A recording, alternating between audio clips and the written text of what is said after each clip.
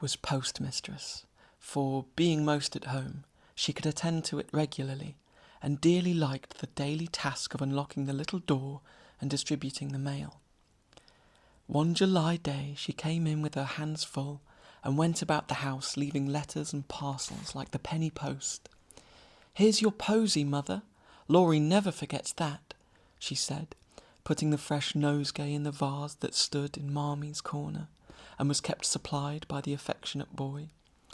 "Miss Meg March, one letter and a glove," continued Beth, delivering the articles to her sister, who sat near her mother, stitching wristbands.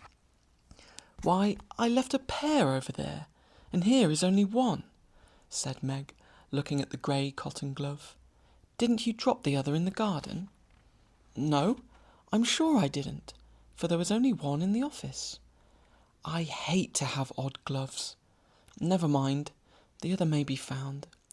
My letter is only a translation of the German song I wanted. I think Mr. Brooke did it, for this isn't Laurie's writing."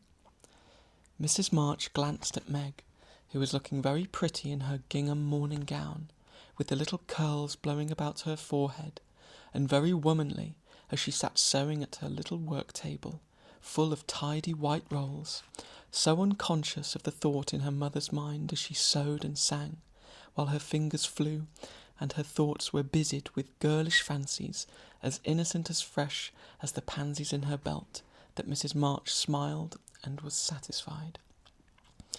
"2 letters for Dr. Joe, a book, and a funny old hat, which covered the whole post office, stuck outside," said Beth, laughing as she went into the study where Joe was sat writing. "What a sly fellow Laurie is! I said I wished bigger hats were the fashion, because I burn my face every hot day. He said, 'Why mind the fashion? Wear a big hat and be comfortable.' I said I would if I had one, and he has sent me this one to try. I'll wear it for fun, and show him I don't care for the fashion." And hanging the antique broad brim on a bust of Plato, Jo read her letters. One from her mother made her cheeks glow and her eyes fill, for it said to her, "My dear, I write a little word to tell you how much satisfaction I watch your efforts to control your temper. You say nothing about your trials, failures, or successes, and think perhaps that no one sees them but the friend whose help you daily ask, if I may trust the well-worn cover of your guidebook. I, too, have seen them all, and heartily believe in the sincerity of your resolution, since it begins to bear fruit. Go on, dear, patiently and bravely, and always believe that no one sympathizes more tenderly with you than your loving mother." That does me good. That's worth millions of money and pecks of praise. Oh, Marmie, I do try. I will keep on trying, and not get tired, since I have you to help me. Laying her head on her arms, Jo wept her little romance with a few happy tears, for she had thought no one saw and appreciated her efforts to be good, and this assurance was doubly precious, doubly encouraging, because unexpected and from the person whose commendation she most valued.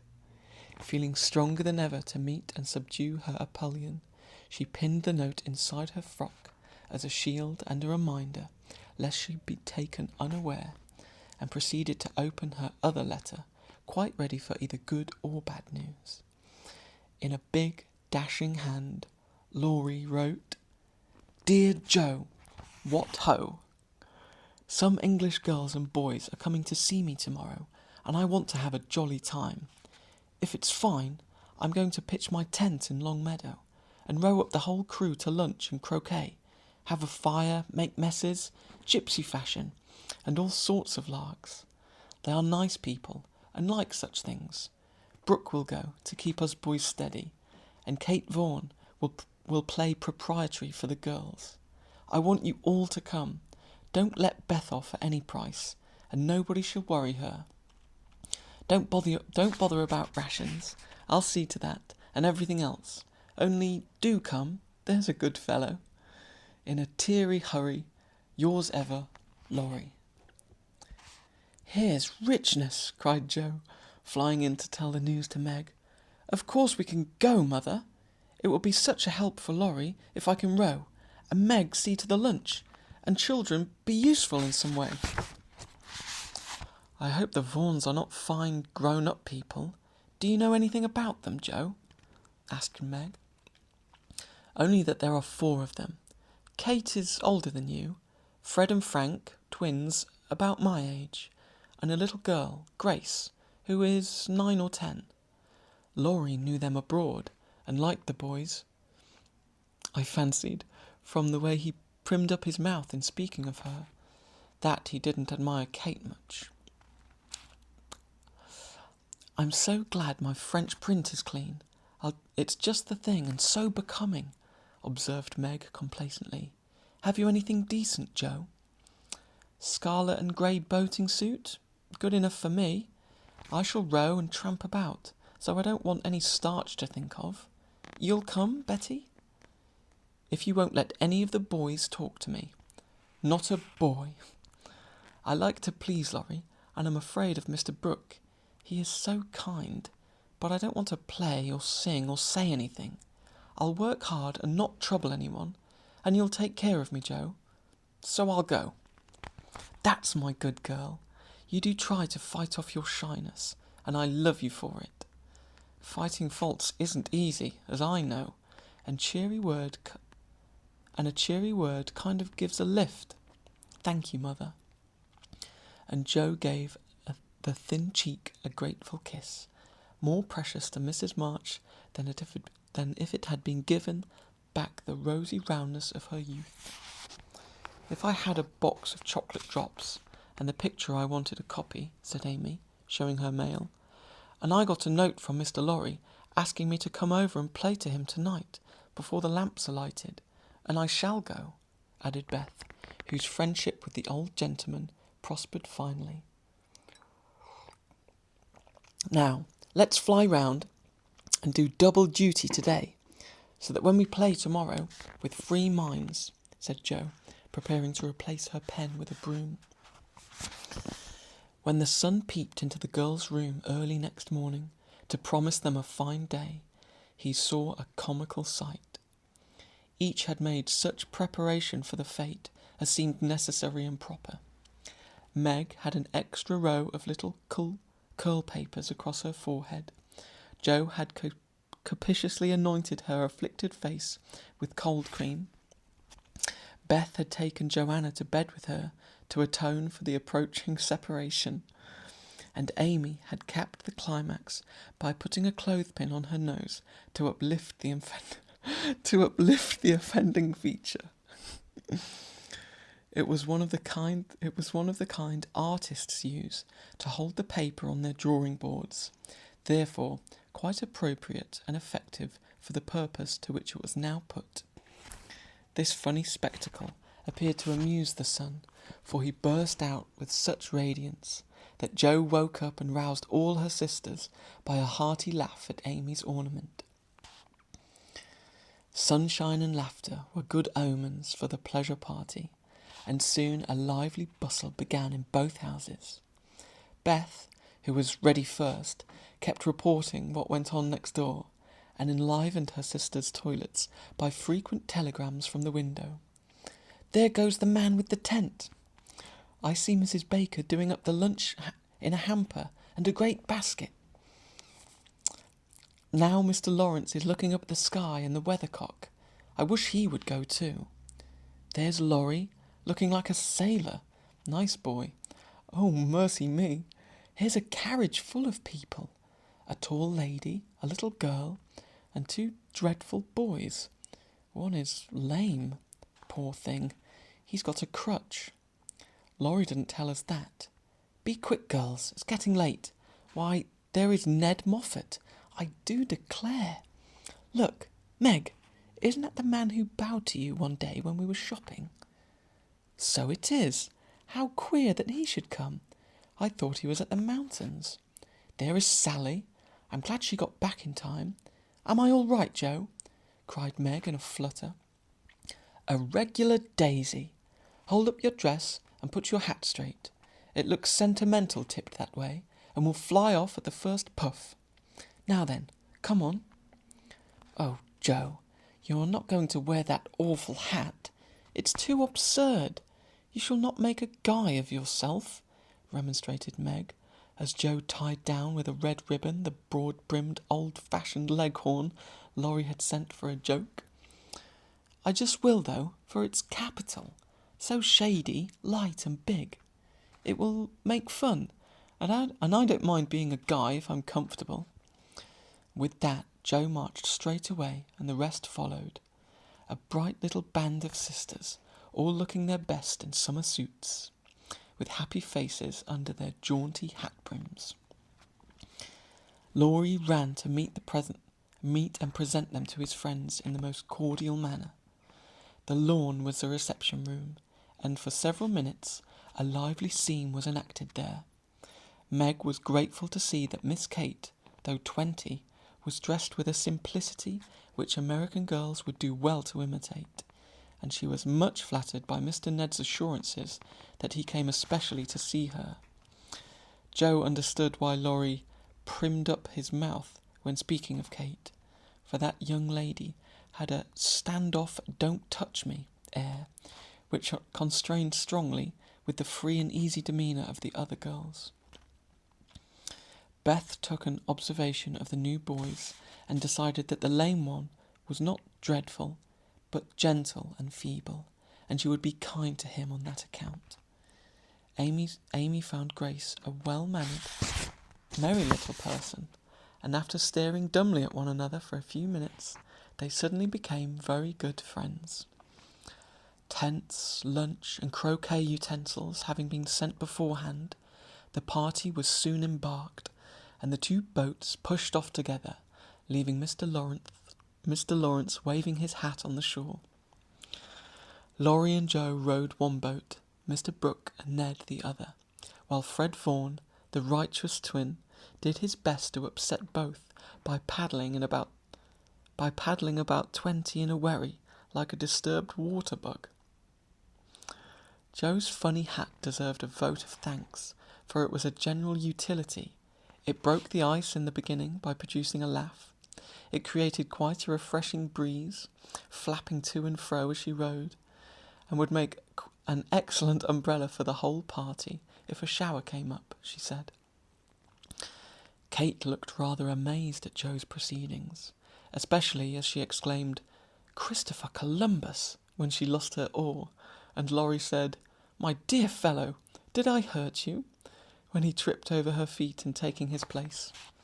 But after putting up her glass to examine the queer girl several times, Miss Kate decided that she was odd but rather clever, and smiled upon her from afar. Meg, in the other boat, was delightfully situated, face to face with the rowers, who both admired the prospect and feathered with their oars with uncommon skill and dexterity. Mr. Brooke was a grave, silent young man, with handsome brown eyes and a pleasant voice. Meg liked his quiet manners, and considered him a walking encyclopedia of useful knowledge. He never talked to her much, but he looked at her a good deal, and she felt sure that he did not regard her with aversion. Ned, being in college, of course put on all the airs which freshmen think it is their burden duty to assume. He was not very wise, but very good-natured, and altogether an excellent person to carry on a picnic. Sally Gardner was absorbed in keeping her white, picky dress clean, and chattering with the ubiquitous Fred, who kept Beth in constant terror by his pranks. It was not far to Longmeadow, but the tent was pitched and the wickets down by the time they arrived. A pleasant green field, with 3 wide-spreading oaks in the middle, and a smooth strip of turf for croquet. "Welcome to Camp Lawrence," said the young host, as they landed with exclamations of delight. "Brooke is Commander-in-Chief, I am Commissionary General, and the other fellows are staff officers, and you, ladies, are company. The tent is for your especial benefit, and that oak is your drawing room. This is the mess room, and the third is the camp kitchen. Now, let's have a game before it gets hot, and then we'll see about dinner." Frank, Beth, Amy and Grace sat down to watch the game played by the other 8. Mr. Brooke chose Meg, Kate and Fred. Laurie took Sally, Joe and Ned. The English played well, but the Americans played better, and contested every inch of the ground as strongly as if the spirit of '76 inspired them. Joe and Fred had several skirmishes, and once narrowly escaped high words. Joe was through the last wicket and had missed the stroke, which failure ruffled her a good deal. Fred was close behind her, and his turn came before hers. He gave a stroke, his ball hit the wicket, and stopped an inch on the wrong side. No one was very near, and running up to examine, he gave it a sly nudge with his toe, which put it just an inch on the right side. "I'm through! Now, Miss Joe, I'll settle you and get in first," cried the young gentleman, swinging his mallet for another blow. "You pushed it! I saw you! It's my turn now," said Joe sharply. "Upon my word, I didn't move it. It rolled a bit, perhaps, but that is allowed. So stand off, please, and let me have a go at the stake." "We don't cheat in America, but you can if you choose," said Joe angrily. "Yankees are a deal the most tricky, everybody knows." "There you go," returned Fred, croqueting her ball far away. Joe opened her lips to say something rude, but checked herself in time, coloured up to her forehead and stood a minute, hammering down a wicket with all her might, while Fred hit the stake and declared himself out without much exultation. She went off to get her ball, and was a long time finding it among the bushes, but she came back looking cool and quiet, and waited her turn patiently. It took several strokes to regain the place she had lost, and when she got there, the other side had nearly won, for Kate's ball was the last one but one, and lay near the stake. "By George, it's all up with us. Goodbye, Kate.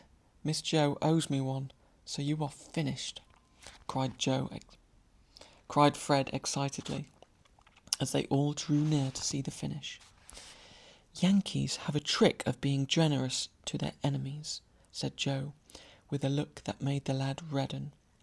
"Especially when they beat them," she added, as, leaving Kate's ball untouched, she won the game by a clever stroke. Laurie threw up his hat, then remembered that it wouldn't do to exult over the defeat of his guests, and stopped in the middle of a cheer to whisper to his friend, "Good for you, Joe. He did cheat. I saw him. We can't tell him so, but he won't do it again. Take my word for it." Meg drew her aside, under pretence of pinning up a loose braid, and said approvingly, "It was dreadfully provoking, but you kept your temper, and I'm so glad Joe. "Don't praise me, Meg, for I could box his ears this minute. I should certainly have boiled over if I hadn't stayed among the nettles till I got my rage under enough to hold my tongue. It's simmering now, so I hope I'll keep out of my way," returned Joe, biting her lips as she glowered at Fred from under her big hat. "Time for lunch," said Mr. Brooke, looking at his watch. "Commissary General, will you make the fire and get water, while Miss March, Miss Sally, and I spread the table? Who can make good coffee?" "Joe can," said Meg, glad to recommend her sister. So Joe, feeling that her late lessons in cookery were to do her honour, went to preside over the coffee pot, while the children collected dry sticks, and the boys made a fire and got water from a spring nearby. Miss Kate sketched and Frank talked to Beth, who was making little mats of braided rushes to serve as plates. The commander-in-chief and his aides soon spread the tablecloth with an inviting array of eatables and drinkables, prettily decorated with green leaves. Joe announced that the coffee was ready, and everyone settled themselves to a hearty meal, for youth is seldom dyspeptic, and exercise develops wholesome appetites. A very merry lunch it was, for everything seemed fresh and funny, and frequent pearls of laughter started a venerable horse who fed nearby. Startled a vulnerable horse who fed nearby. There was a pleasing inequality in the table, which produced many mishaps to cups and plates. Acorns dropped into the milk, little black ants partook of the refreshments without being invited, and fuzzy caterpillars swung down from the tree to see what was going on. 3 white-headed children peeped over the fence, and an objectionable dog barked at them from the other side of the river with all his might and main. "There's salt here, if you prefer it," said Laurie, as he handed Joe a saucer of berries. "Thank you, I prefer spiders," she replied, finishing up 2 unwary little ones who had gone to a creamy death. "How dare you remind me of that horrid dinner party, when yours is so nice in every way," added Joe, as they both laughed and ate out of one plate, the china having run short. "I had an uncommonly good time that day, and haven't got over it yet. This is no credit to me, you know. I don't do anything. It's you and Meg and Brooke who make it go, and I'm no end obliged to you. What shall we do when we can't eat any more?" asked Laurie, feeling that his trump card had been played when lunch was over. "Have games till it's cooler? I brought authors, and I dare say Miss Kate knows something new and nice. Go and ask her. She's company, and you ought to stay with her more. Aren't you company too? I thought she'd suit Brooke, but he keeps talking to Meg, and Kate just stares at them through that ridiculous glass of hers.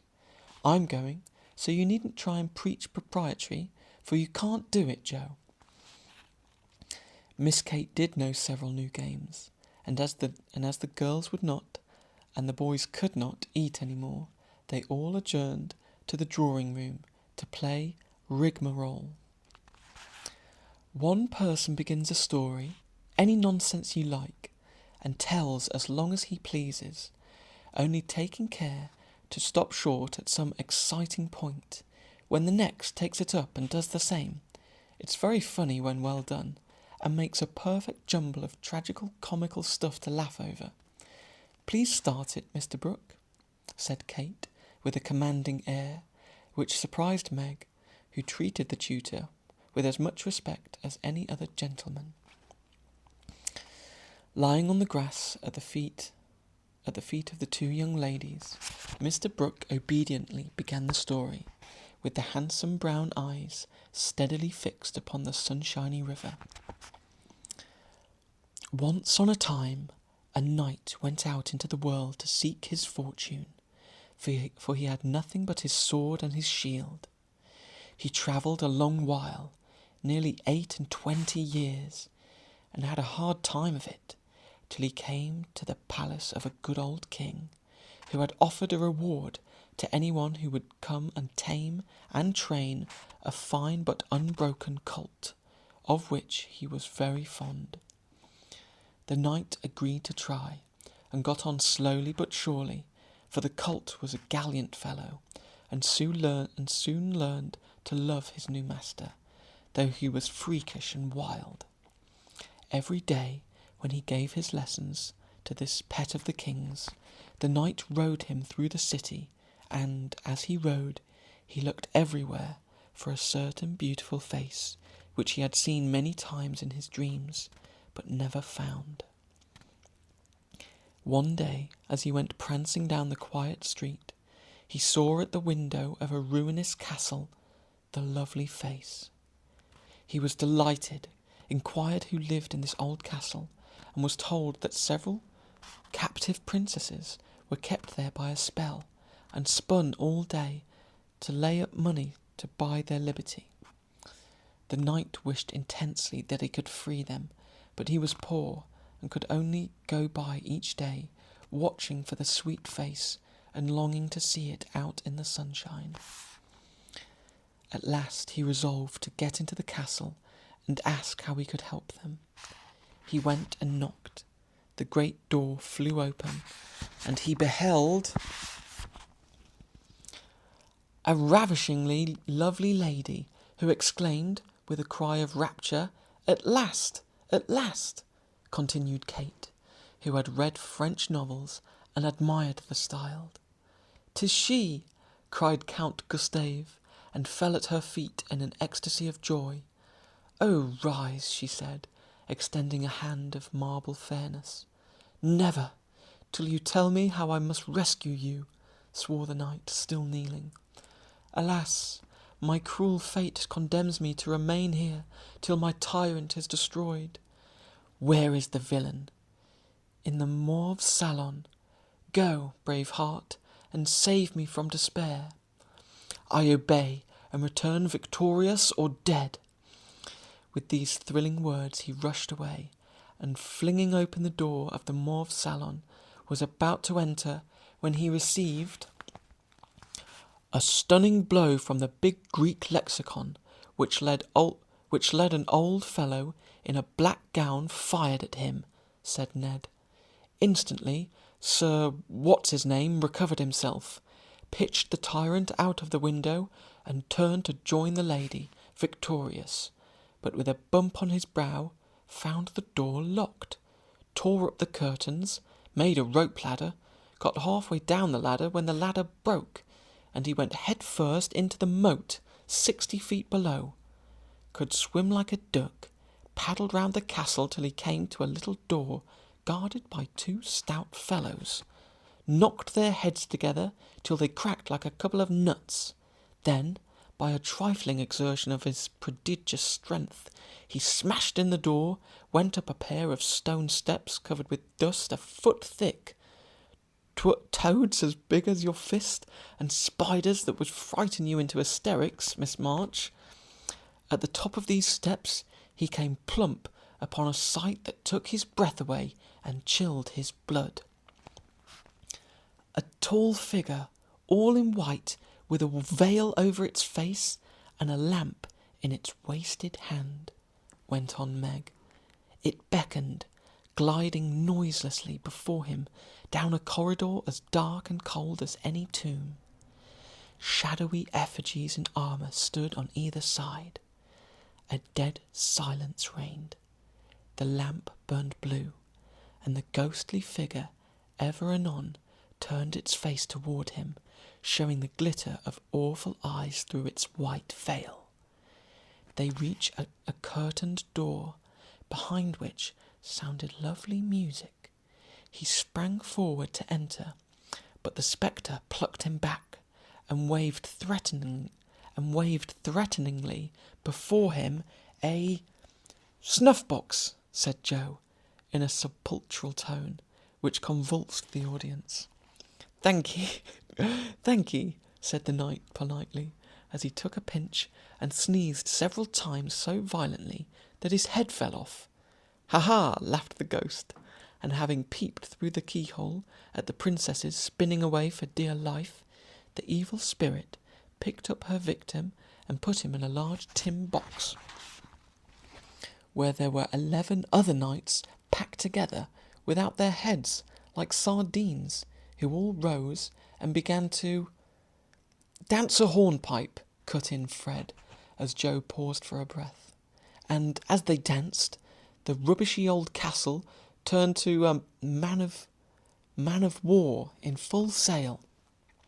"Up with the jib, reef the tops'ly halyards, helm hard a lee, and man the guns," roared the captain, as a Portuguese pirate hove in sight, with a flag black as ink flying from her foremast.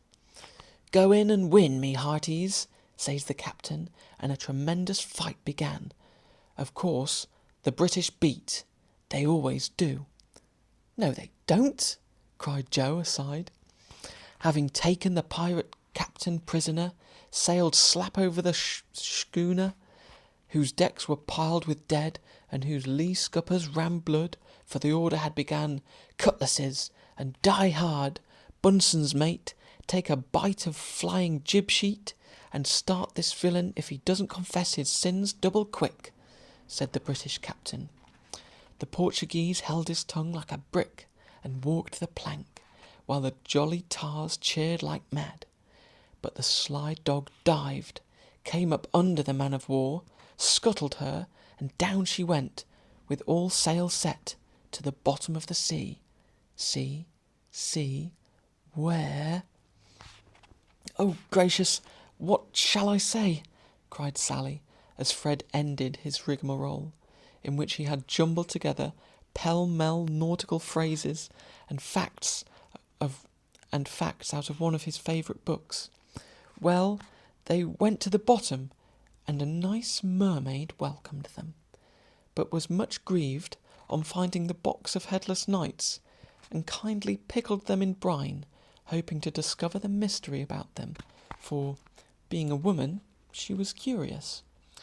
By and by a diver came down, and the mermaid said, 'I'll give you this box of pearls if you can take it up,' for she wanted to restore the poor things to life, and couldn't raise the heavy load herself. So the diver hoisted it up, and was much disappointed on opening it to find no pearls. He left it in a great lonely field, where it was found by a little goose girl, who kept 100 fat geese in the field," said Amy, when Sally's invention gave out. "The little girl was sorry for them, and asked an old woman what she should do to help them. 'Your geese will tell you. They know everything,' said the old woman. So she asked what she should use for new heads, since the old ones were lost, and all the geese opened their 100 mouths and screamed, 'Cabbages!'" continued Laurie promptly. "Just the thing," said the girl, and ran to get 12 fine ones from her garden. She put them on. The knights revived at once, thanked her, and went on their way rejoicing, never knowing the difference. For there are so many other heads like them in the world that no one thought anything of it. The knight in whom I'm interested went back to find the pretty face, and learned that the princesses had spun themselves free and all gone to be married, but one. He was in a great state of mind at that, and mounting the colt, who stood by him through thick and thin, rushed to the castle to see which was left. Peeping over the hedge, he saw the queen of his affections picking flowers in her garden. "Will you give me a rose?" he said. "You must come and get it. I can't come to you. It isn't proper," she said, as sweet as honey. He tried to climb over the bridge, but it seemed to grow higher and higher. Then he tried to push through, but it grew thicker and thicker, and he was in despair. So he patiently broke twig after twig till he had made a little hole through which he peeped, saying imploringly, "Let me in! Let me in!" But the pretty princess did not seem to understand, for she picked her roses quietly and left him to fight his way in. Whether he did or not, Frank will tell you. "I can't. I'm not playing. I never do," said Frank, dismayed at the sentimental predicament out of which he was to rescue the absurd couple. Beth had disappeared behind Joe, and Grace was asleep. "So the poor knight is to be left sticking in the hedge, is he?" asked Mr. Brooke, still watching the river, and playing with the wild rose in his buttonhole. "I guess the princess gave him a posy, and opened the gate after a while," said Laurie, smiling to himself, as he threw acorns at his tutor. "What a piece of nonsense we have made! With practice, we might do something quite clever. Do you know Truth?" asked Sally, after they had laughed over their story. "I hope so," said Meg soberly. The game, I mean. What is it? Said Fred. Why, you pile up your hands, choose a number, and draw out in turn, and the person who draws at the number has to answer truly any questions put by the rest. It's great fun. Let's try it, said Joe, who liked new experiments. Miss Kate and Mr. Brooke, Meg and Ned declined, but Fred, Sally, Joe and Laurie piled and drew, and the lot fell to Laurie. Who are your heroes? Asked Joe. Grandfather and Napoleon. Which lady here do you think the prettiest? Said Sally. Margaret. Which do you like the best? From Fred. Joe, of course.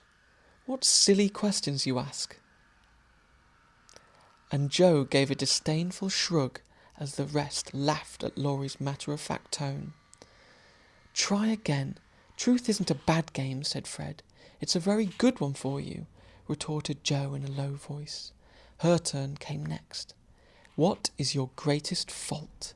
Asked Fred, by way of testing in her virtue he lacked himself. A quick temper. What do you most wish for? Said Laurie. A pair of boot-lacings, returned Joe, guessing and defeating his purpose. Not a true answer. You must say what you really want most. Genius. Don't you wish you could give it to me, Laurie? And she slyly smiled in his disappointed face. What virtues do you most admire in a man? Asked Sally. Courage and honesty. Now my turn, said Fred, as his hand came in last. Let's give it to him, whispered Laurie and Joe, who nodded and asked at once. Didn't you cheat at croquet? Well, yes, a little bit. Good. Didn't you take your story out of the Sea Lion? Said Laurie. Rather. Don't you think the English nation perfect in every respect? Asked Sally. I should be ashamed of myself if I didn't. He's a true John Bull. Now, Miss Sally, you shall have a chance without waiting to draw. I'll harrow up your feelings first by asking you if you don't think you are something of a flirt, said Laurie, as Joe nodded to Fred as a sign that peace was declared. You impertinent boy! Of course I'm not, exclaimed Sally, with an air that proved the contrary. What do you hate most? Asked Fred. Spiders and rice pudding. What do you like best? Asked Joe. Dancing and French gloves. Well, I think truth is a very silly play. Let's have a sensible game of authors to refresh our minds, proposed Joe. Ned, Frank, and the little girls joined in this, and while it went on, the three elders sat apart talking. Miss Kate took out her sketch again, and Margaret watched her, while Mr. Brooke lay on the grass with a book which he did not read. How beautifully you do it! I wish I could draw, said Meg, with a mingled admiration and regret in her voice. Why don't you learn? I should think you had taste and talent for it, replied Miss Kate graciously.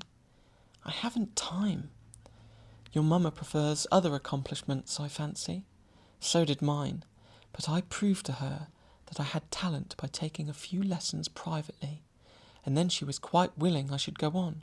Can't you do the same with your governess? I have none. I forgot young ladies in America go to school more than with us.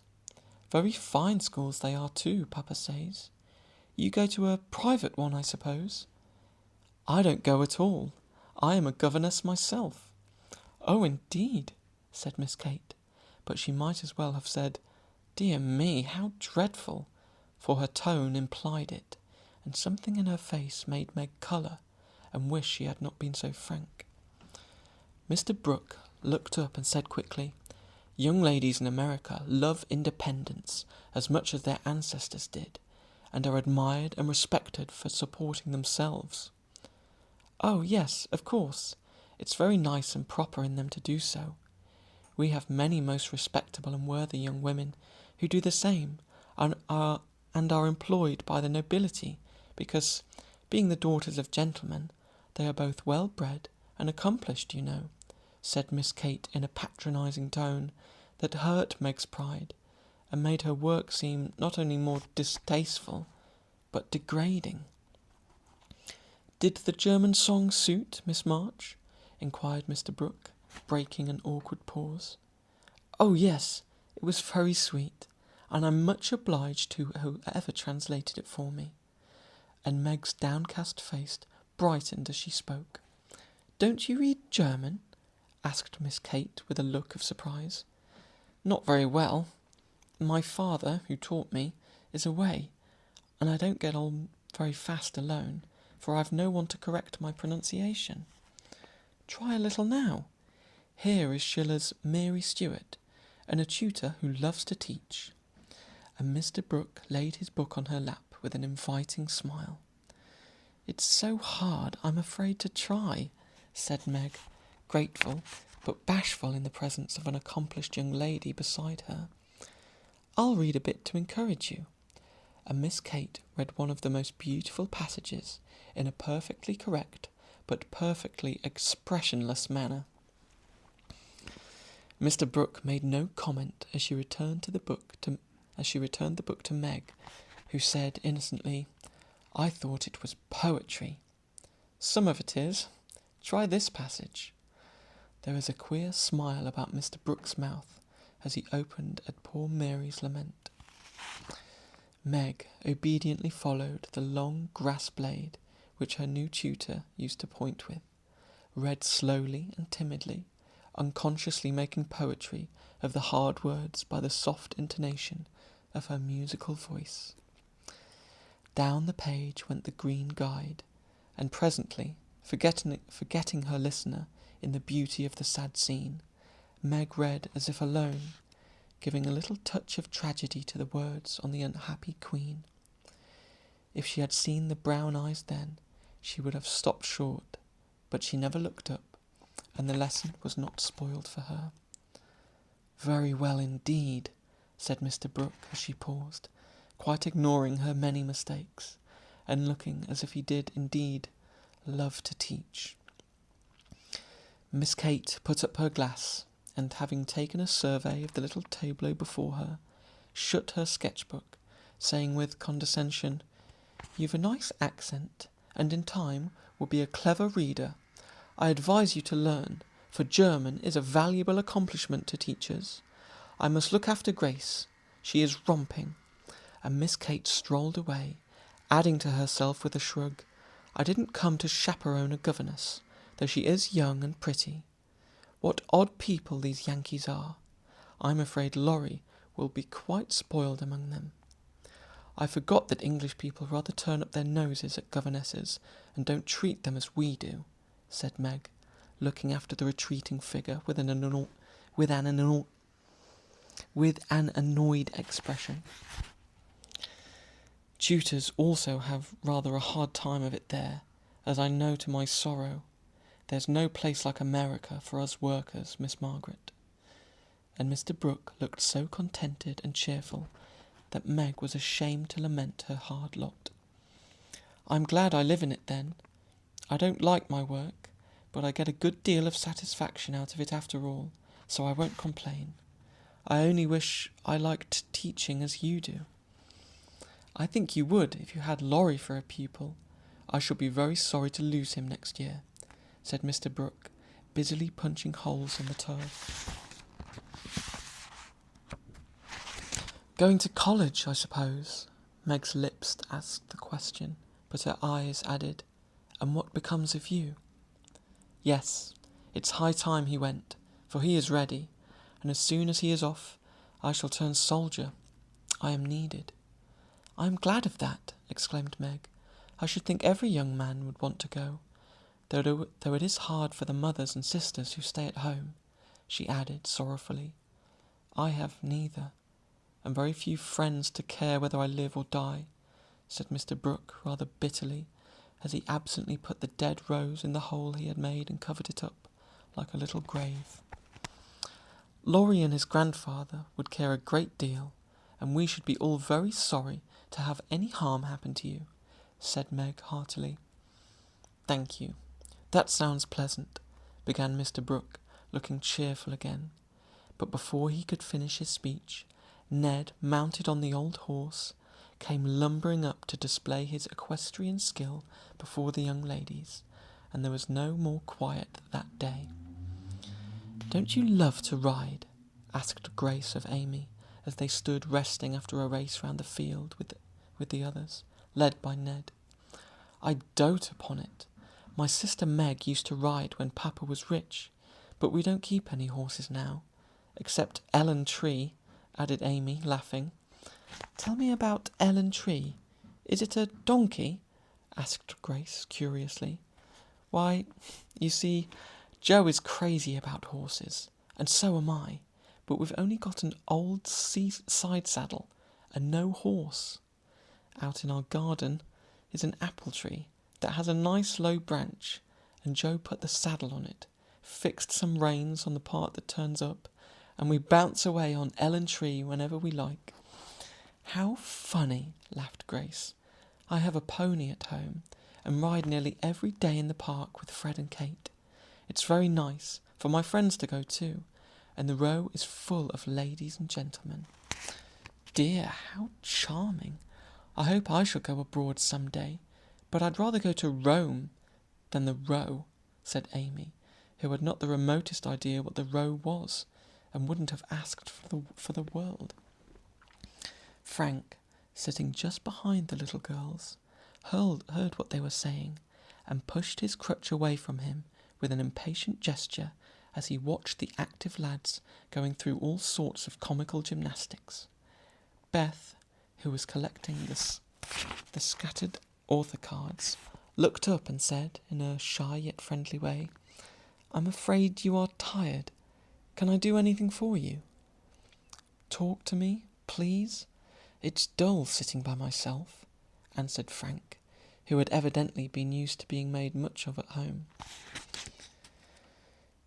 If he had asked her to deliver a Latin oration, it would not have seemed a more impossible task to bashful Beth. But there was no place to run to, and no Joe to hide behind now, and the poor boy looked so wistfully at her that she bravely resolved to try. "What do you like to talk about?" she asked, fumbling over the cards and dropping half as she tried to tie them up. "Well, I like to hear about cricket and boating and hunting," said Frank, who had not yet learnt to suit his amusements to his strength. "My heart, what shall I do? I don't know anything about them," thought Beth, and forgetting the boy's misfortune in her flurry, she said, hoping to make him talk, "I never saw any hunting, but I suppose you know all about it." "I did once, but I can never hunt again, for I got hurt leaping a confounded 5-barrel gate, so there are no more horses and hounds for me," said Frank, with a sigh that made Beth hate herself for her innocent blunder. "Your deer are much prettier than our ugly buffaloes," she said, turning to the prairies for help, and feeling glad that she had read one of the boys' books in which Joe delighted. Buffaloes proved soothing and satisfactory, and in her eagerness to amuse another, Beth forgot herself, and was quite unconscious of her sister's surprise and delight at the unusual spectacle of Beth talking away to one of the dreadful boys, against whom she had begged protection. "Bless her heart, she pities him, so she is good to him," said Joe, beaming at her from the croquet ground. "I always said she was a little saint," added Meg, as if there could be no further doubt of it.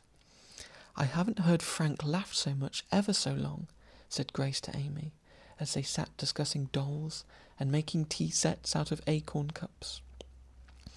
"My sister Beth is a very fastidious girl, when she likes to be," said Amy, well pleased at Beth's success. She meant fascinating, but as Grace didn't know the exact meaning of either word, fastidious sounded well, and made a good impression. An impromptu circus, fox and geese, and an amicable game of croquet finished the afternoon. At sunset, the tent was struck, hampers packed, wickets pulled up, boats loaded, and the whole party floated down the river, singing at the tops of their voices. Ned, getting sentimental, warbled a serenade with the pensive refrain, "Alone, alone, ah, woe alone," and at the lines, "We each are young, we each have a heart, oh, why should we stand thus coldly apart?" He looked at Meg with such a lackadaisical expression that she laughed and outright spoiled his song. "How can you be so cruel to me?" he whispered, under cover of a lively chorus. "You've kept close to that starched-up Englishwoman all day, and now you snub me." "I didn't mean to, but you looked so funny I really couldn't help it," replied Meg, passing over the first part of his reproach, for it was quite true that she had shunned him, remembering the Moffat party and the talk after it. Ned was offended, and turned to Sally for consolation, saying to her rather pettishly, "There isn't a bit of flirt in that girl, is there?" "Not a particle, but she's a dear," returned Sally, defending her friend even while confessing her shortcomings. "She's not a stricken dear anyway," said Ned, trying to be witty, and succeeding as well, as very young gentlemen usually do. On the lawn where it had gathered, the little party separated with cordial good-nights and good-byes, for the Vaughans were going to Canada. As the four sisters went home through the garden, Miss Kate looked after them, saying without the patronising tone in her voice, "In spite of their demonstrative manners, American girls are very nice when one knows them." "I quite agree with you," said Mr. Brooke.